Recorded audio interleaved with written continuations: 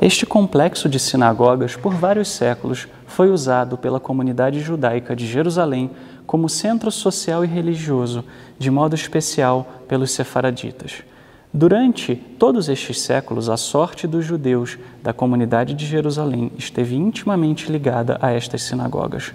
Juntas, elas se desenvolveram, declinaram e foram reconstruídas. Esta história se repetiu até nossos dias. Em 1948, os judeus da cidade antiga foram obrigados a se entregar à Legião Árabe e as sinagogas foram abandonadas. 20 anos depois, em 1967, os judeus voltaram à cidade antiga e começaram a residir novamente no bairro judaico e a reconstruir as 4 sinagogas. Finalmente, ainda hoje, podemos escutar o som das orações. Na Jerusalém reunificada, estas sinagogas são o centro da comunidade judaica. A história das 4 sinagogas sefaraditas, Yohanan ben Zakkai, está ligada aos acontecimentos do final do século XV e início do século XVI. Nesta época, os judeus foram expulsos da Espanha e quando os otomanos conquistaram a Palestina, um número consistente de judeus espanhóis e portugueses começaram a morar na terra de Israel. Muito cedo, os sefaraditas criaram diversas instituições comunitárias. Eram dirigidas pelo rabino-chefe que se chamava Rishon LeZion, considerado por todos como o rabino-chefe da Palestina.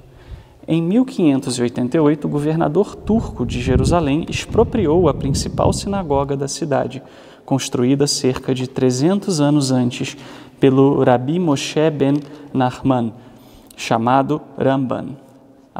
Foi assim que, em seguida, os Ashkenazim construíram a sinagoga conhecida como Hurva, enquanto na zona sul da velha sinagoga os sefaraditas construíram o complexo de sinagogas chamadas Yohanan ben Zakkai. Este complexo é constituído de 4 sinagogas diferentes: a sinagoga Rabi ben Zakkai, a congregação Elias Hanavi, a sinagoga de Istambul e a sinagoga Emtzaim, que significa no meio. Segundo a tradição, a sinagoga Yohanan ben Zakkai, conhecida também como Grande Congregação, está situada onde foram consagrados os Rishonim LeZion.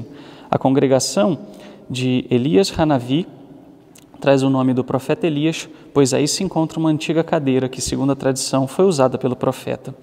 É dentro desta sinagoga que se encontra o baldaquino do esposo trazido pelos exilados vindos da Espanha para Jerusalém. Todo noivo gostaria de usá-lo no dia de seu casamento. As sinagogas de Istambul e Emtzaim, oficialmente conhecidas como a Congregação de Tzion, foram construídas no pátio entre as outras 2 sinagogas. Quando a comunidade de Israel cresceu, havendo necessidade de mais espaço para o culto, as 2 se tornaram congregações com direito próprio. A sinagoga de Istambul era popular. Cuidava dos artesãos, pequenos vendedores e dos jovens. A característica arquitetônica mais impressionante destas sinagogas está no fato de serem simples e modestas. A aparência exterior contrasta com a grandeza e beleza do interior.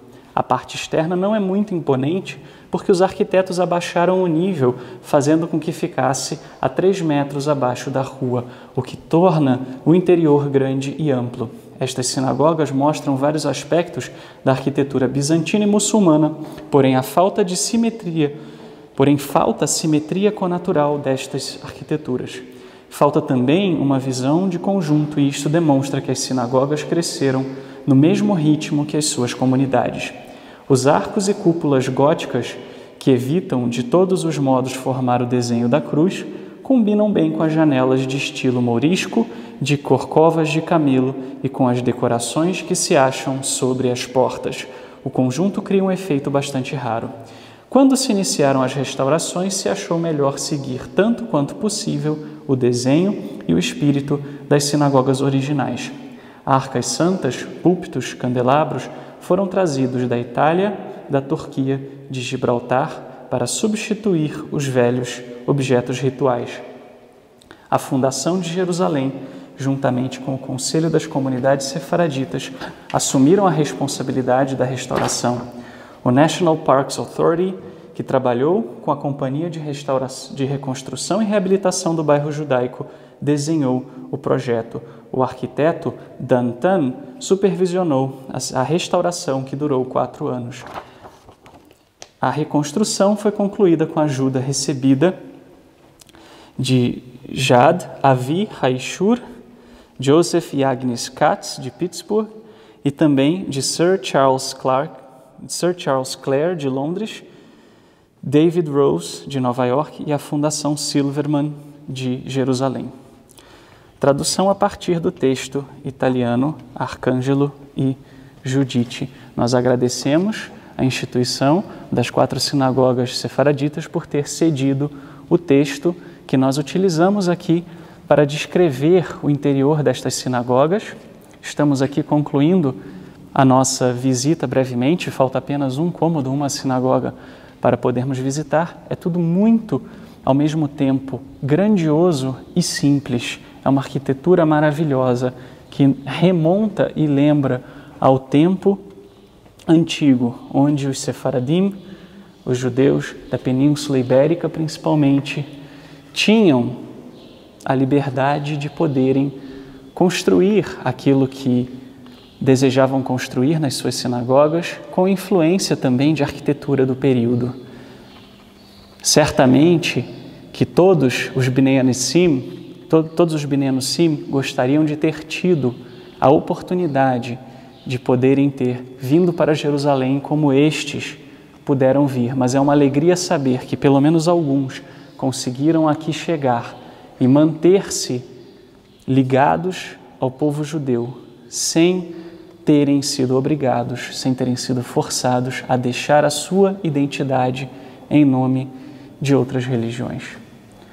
Eu sou Shaul Ben-Zion e este, então, foi o tour pelas 4 sinagogas sefaradim.